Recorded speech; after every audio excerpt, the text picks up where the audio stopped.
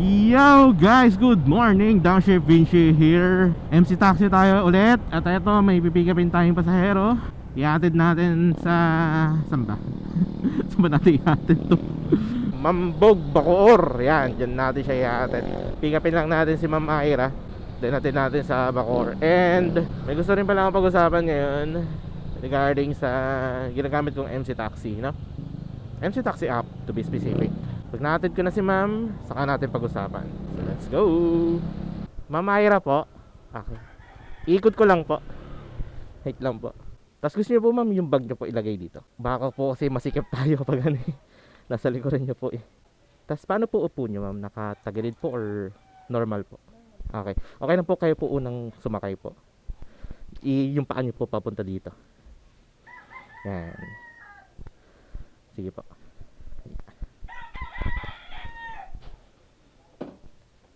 Okay na po ma'am. Sige, wait lang po ah. Anak ng putek. Nag-facial recognition pa. Kung kailan nakasetup na ako, saka na naman manghingi ng facial recognition. Wait lang.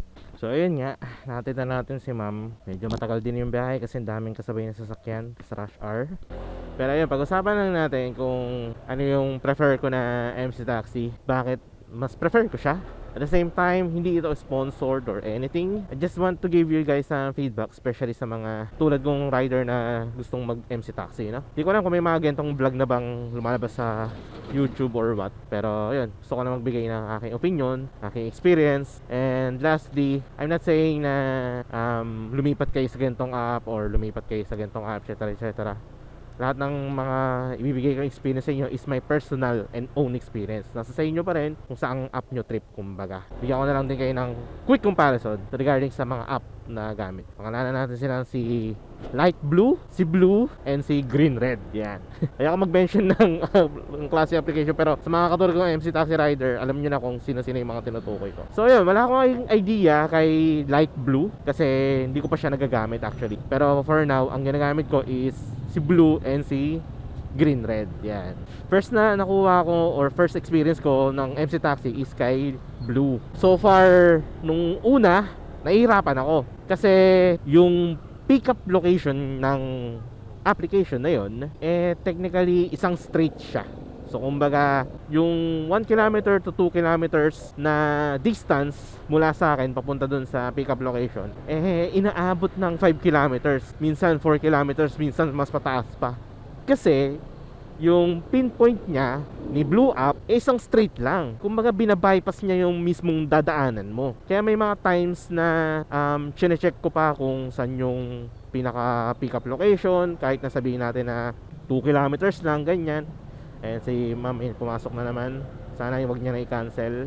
Kaya may times na akala ko 2 kilometers lang, akala ko 1 kilometer lang. Yung pala, umaabot pa ng 5 kilometers. Kaya napapahaba yung biyahe ko. Pangalawa, oo, meron siyang auto accept. At the same time, meron din siyang manual accept. Pero when it comes to auto accept, syempre, since yung straight line nga, yun ang calculation ni Blue App, wala kang choice kundi puntahan. Or nasa iyo kung ipapa-cancel mo kasi layo mo nga, parang gano'n. Swerte mo kung ang pick up location is talagang malapit lang talaga sa'yo. Hindi na kailangan ng parang lalayo ka pa, tatawid ka pa ng bayan. Kasi nangyari na sa akin yan. Nasa bayan ako ng ganito, pero yung pala, nandun pa pala sa kabila. May choice ka rin naman na pumili ng biyahe mo. Pero syempre, distance pa rin is factor, diba? Especially yung pick up location. Ang nakikita ko advantage ni Blue App, mas mataas ang kanyang fare. Parang ano rin 20 to 30 pesos din yung difference nila. Siguro kung ma-update ni Blue App yung kanyang application na hindi na straight line, tapos pwede ka pang mamili ng biyahe mo. So yan yung parang nakikita kong experience kay Blue App. Kay Green and Red naman, honestly, since eto ngayon yung ginagamit ko, mas prefer ko siya ngayon. Unang-una kasi malaking tulong sa akin yung accurate positioning.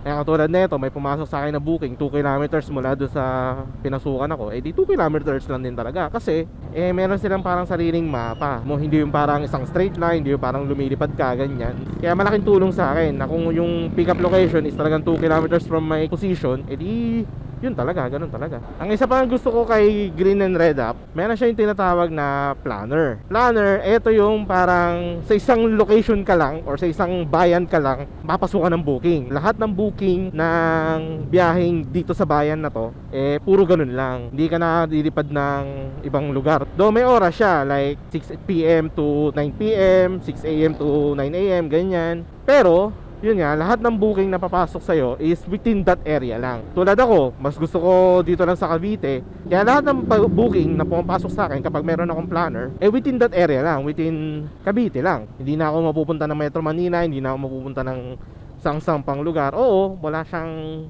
long ride, pero at least ang booking mo, dito ka lang. Ma'am Ashley po, tapos gusto niyo po ma'am, lagay niyo po yung bag niyo dito. Wala naman po laman yan. Tapos okay lang po ma'am, kayo po unang sumakay. Apo, dito nyo yung paapon nyo po. Pag ganyan po, apo. Sige, okay lang po yan. Sige po. Okay na po ma'am. Okay, sige po. So natin si ma'am. And yun nga, sa may planner na ba ako? Hindi ko natandaan eh.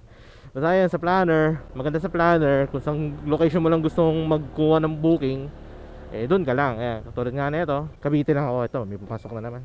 Ayan, tulad yan, nakalagay 700 meters lang. Ayun, sakto, 700 meters lang talaga. Ayan, planner. Yan ang gusto ko dito sa Green and Red App. May planner siya na dito lang kukuha ng booking. Ang isa pang nagustuhan ko, meron nung destination, may destination. For example, gusto mo nang umuwi or may gusto kong puntahan na lugar, pwede ka mag-pin doon, papunta sa lugar na yon, and then lahat ng booking na papasok sa'yo is mga along the way lang din yung drop off, parang ganon. Like for example, galing ako ng Silang o Tagaytay, tapos gusto ko na umuwi ng Kawit, magsiset lang ako ng pin location papuntang Kawit, then lahat na ng booking na papasok sa akin puro pa Kawit, puro pa Imus, puro mga malalapit na dun sa pin location na sinet ko. Pero limited lang siya ng 2 booking, though nagre-refresh naman siya every midnight. So at least kung gusto mo nang umuwi, kung gusto mo nang gumarahe, malaking tulong yung ganong klaseng feature ng application. Then yun, pwede ka rin mag-manual tsaka auto-accept. Pero ang ginaganda ngayon dito sa Green and Red App, dati kapag nagka-cancel ka or nagre-reject ka ng mga booking, bumababa yung rating mo. Ngayon dito sa Green and Red App,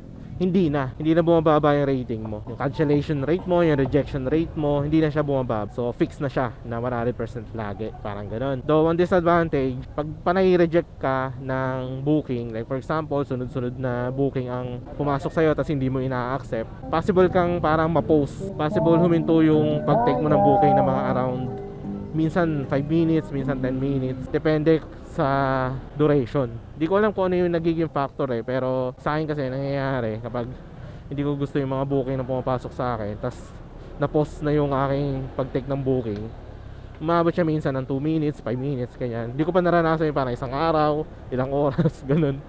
Pag nangyari yun, hindi maglalamove na lang ako. Yan yung mga nagustuhan kong feature netong Green and Red App. Mababa man yung fare niya, pero sobrang laking tulong sa akin ng iba pang features. Sa Blue App, oo, kapag nakakuha ka ng booking tas ni-reject mo, hindi talaga mababawasan yung cancellation rate mo, acceptance rate mo, ganyan. Tapos hindi ka rin mapopost. Teka lang, wait lang. Anuhin lang natin si Ma'am Asia po. Ano po, Pakoleo ng lungsod po ng Dasmariñas po. Ikot ko lang po, ma'am. Okay lang po. Wait lang po. Tapos gusto niyo po ma'am, lagay po muna natin yung gamit niyo dito sa loob po. Ito po, apo. Tapos okay lang po ma'am, kayo po unang sumakay po. Dito po sa kabila po. Dito po yung paa po. Yan. Sige po ma'am. Yeah. Okay na po tayo. Sige po. Atid na natin si ma'am. At ito, hanap tayo ng panibagong booking. Sana may pumasok ulit. And yun nga, ang isa ko pa lang hindi na mention regarding sa Green and Red App, na kahit na wala kang top up, mapasukan ka pa rin ng booking. Though, magne-negative yung balance mo. Pero maganda siya kasi what if dumating ka sa point na yun nga, wala ka pang top up, wala naman yung GCash mo, walang naman yung Maya mo, wala kang pang top up, tapos wala kang mapaghingan pero gusto mong bumiyahe. Ayan, yan ang maganda ngayon kay Green and Red App, na kahit na wala kang top up, papasukan ka pa rin ng booking. Especially ng MC Taxi. Pero yung express and food, hindi ka papasukan. Basta ang kailangan, meron naman yung top up mong express and food. Pero yung MC Taxi, yes, papasukan ka pa rin ng booking. Ang napansin ko kasi kay Blue App, kapag kulang yung top up mo, like for example, 1 peso na lang, 5 peso, ganyan.